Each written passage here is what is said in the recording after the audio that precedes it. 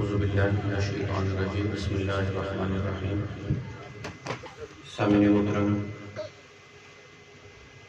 ندیم سائی نے اور ان کے رفقا نے اس خوبصورت محفل پاک کا انعقاد کیا ہر سال کی طرح اپنے خاندان کے بزرگوں کے اصالہ صاحب کے لیے اور امت مسلمہ مرحوم جو اس فانی دنیا سے چلے گئے ہیں ان تمام کے لیے اللہ رب العزت کی حاضری اپنی بارگاہ اقدس میں قبول و منظور فرمائے، اور جس محبت سے جس عقیدت سے انہوں نے محفل پاک کا انعقاد کیا اللہ رب العزت اجر عظیم عطا فرمائے۔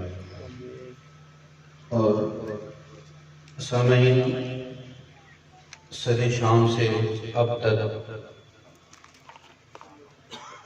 جس چاہت سے جس محبت سے لاہور اور گرد و نواح دور و نزدیک سے آنے والے احباب اللہ رب العزت آپ کی بھی حاضری آپ کی بارگاہ عالیہ میں قبول و منظور فرمائے۔ سامعین محترم، وقت بہت گزر چکا،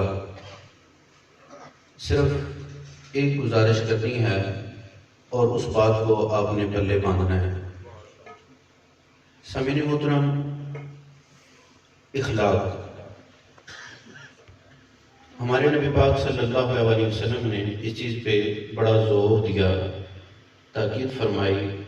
حضرت اماں پاک رضی اللہ تعالی عنہا آپ سے پوچھا گیا کہ حضور کے اخلاق کیسے تھے، تو اماں پاک نے ارشاد فرمایا کہ کیا تم نے قرآن نہیں پڑھا؟ قرآن سارا میرے آقا کے اخلاق ہیں۔ اور پھر وہ بڑھیا جو مکے کو چھوڑ کے جا رہی تھی، سرکار گزر رہے تھے، دیکھا کہ بڑھیا کی گٹھلی جو ہے وہ بھاری ہے، اٹھا لی، چل پڑے۔ جہاں پہ بڑھیا نے جانا تھا پہنچا دیا، راستے میں وہ باتیں کرتی رہی کہ بیٹا مکے میں ایک جادوگر آیا ہے، اس سے بچ کے رہنا، تو بڑا نیک ہے، تو بڑا شریف ہے، تو بڑا اچھا ہے، اس سے بچ کے رہنا ہے۔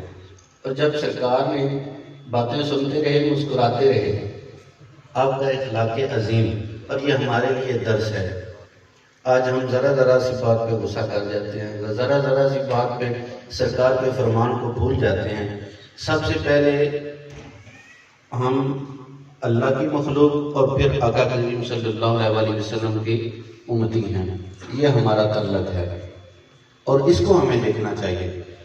اور آقا کریم صلی اللہ علیہ وسلم مسکراتے رہے، بات نہیں فرمائی اس بڑھیا کو۔ جب آپ نے وہاں پہ جا کے سامان رکھا، وہ گٹھلی رکھی، تو بڑھیا نے پوچھا کہ اے مجھے چھوڑنے والے، اپنا نام تو بتا دیں کہ تو کون ہے۔ تو آقا کریم صلی اللہ علیہ وسلم نے اسی اپنے پیارے انداز میں ارشاد فرمایا کہ بڑھیا میں وہی ہوں جس سے تو ڈر کے، جس سے تو چل کے مکہ چھوڑ کے آئی ہے۔ عرض کی کہ حضور اگر آپ وہی ہیں تو آپ کا جادو مجھ پہ چل گیا ہے، مجھے اپنا غلام بنا لیں۔ یہ تھے اخلاق آقا کریم صلی اللہ علیہ وسلم کے۔ اور پھر بڑا مشہور واقعہ کہ وہ غیر مسلم تھا بچہ، اس کی والدہ کے کپڑے بہت پرانے ہونے کی وجہ سے پھٹ گئے۔ وہ اپنے چچا کے پاس، عزیز و اقارب کے پاس گیا، لیکن اس کی کسی نے ہیلپ نہ کی، مدد نہ کی۔ اور کسی نے کہا کہ یار سین حرم میں چلا جا، جو بے آسروں کے آسرا، بے کسوں کے کس، آقا تو جہاں وہاں تشریف فرما ہوں گے، وہ یقیناً تمہاری داد رسی کریں گے۔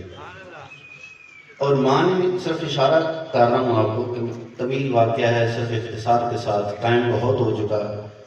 نعت خوان حضرات نے بہت پیاری حاضری لگوائی، اور علامہ صاحب نے بہت پیاری حاضری لگوائی۔ اور یہ جو پیر و مرشد، یہ ہمارا یہ بیان نہیں، خطاب نہیں، یہ حکم ہوتا ہے، اور اسے مانا کریں۔ اور یہ چند مثالیں دے کے سمجھانا جو ہے نا، وہ اس لیے ضروری ہوتا ہے کہ آپ احباب کو اچھی طرح سمجھا جائیں۔ تو وہ ماں نے منع کیا کہ بیٹا ہمارا مذہب الگ ہے، ہم ان کے دین کو نہیں مانتے، تو اگر جانا بھی ہے تو پہلے بتا دینا ہے کہ آقا ہم نے آپ کا مذہب قبول نہیں کرنا۔ ہم اپنے آباء و اجداد کے مذہب پہ چلیں گے. اگر کوئی مدد ہیلپ کرنی ہے تو کر دیں، نہیں تو آپ کی مرضی. بچہ گیا، حاضر خدمت ہوا تو جا کے اپنا دکھڑا سنایا. اللہ اکبر.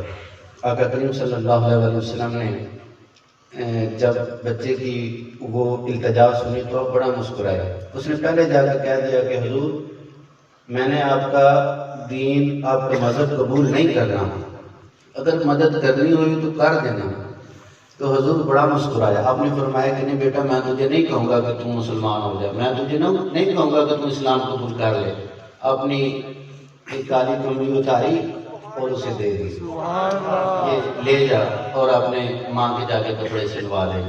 یہ اخلاق تھے آقا کریم صلی اللہ علیہ وسلم کے، اور ہم آقا کریم صلی اللہ علیہ وسلم کے امتی ہیں. ہمیں بھی چاہیے کہ آقا کریم صلی اللہ علیہ وسلم کے فرمان کے مطابق اپنی زندگیوں کو گزاریں. اور پھر اخلاق کے میرے دوست بہت سارے فوائد ہیں. اور آقا کریم صلی اللہ علیہ وسلم کا ارشاد گرامی ہے نا. آپ ایک دن صحابہ کرام کے پاس تشریف فرما تھے اور فرمایا کہ صحابہ میں تمہیں ایک ایسی عبادت نہ بتاؤں کہ جو بدن کو تھکاتی بھی نہیں اور ہے بھی بڑی آسان اور اس کا اجر اور ثواب بہت زیادہ ہے. عرض کی گئی کہ حضور ارشاد فرمائیے. تو آقا کریم صلی اللہ علیہ وسلم نے ارشاد فرمایا الصمت و حسن الخلق، خاموشی اور اچھے اخلاق. خاموش رہیں گے تو بہت ساری تکلیفوں سے بچ جائیں گے، بہت ساری مصیبتوں سے بچ جائیں گے، جھوٹ سے بچ جائیں گے، فریب سے بچ جائیں گے.